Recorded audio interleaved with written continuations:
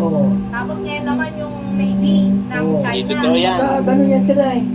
China tsaka Parang nagpapaiwating na, no? Oo. Paunti-unti, no? nagpapaiwatik sila.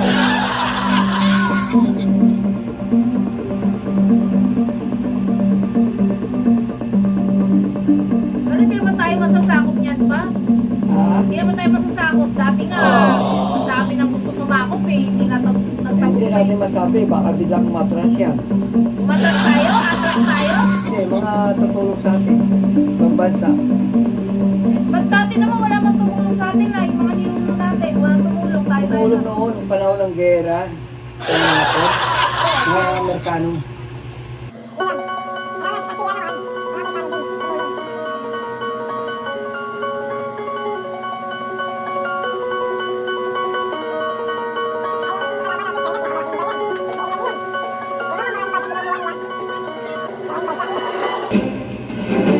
Sinintensyahan na ang 13 nahuling Pinay surrogate mother sa Cambodia nitong Oktubre para sa kasong human trafficking.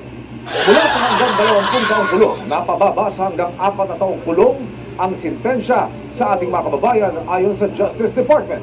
2 taon dyan ay suspended sentence. Ibig sabihin, kailangan muna nilang manatili roon ng 2 taon bago makauwi sa bansa. 20 sila ng unang masalit noong Oktubre pero naunang pinauwi ang 7 na hindi nagdadalang kami. Gumugulong na ang investigasyon sa pag-recruit sa mga Pinay at naging proseso ng trafficking sa kanila. Pag-uusapan naman ng mga gobyerno ng Pilipinas at Cambodia ang magiging kapalaran ng mga bata.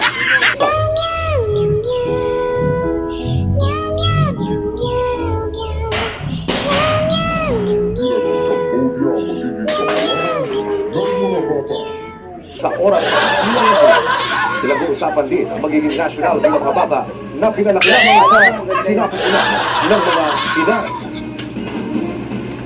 Para sa atin, ang mga bata ito ay mga Pilipino. Sa batas natin, simple lang. Kung sinong nagsilang sa bata, siya ang nanay ng bata. Susundin ang nationality niya. Malaking posibilidad na pag mauwi na natin yung mga bata dito sa Pilipinas, ay i-refer natin sila sa DSWD, tsaka sa NACC.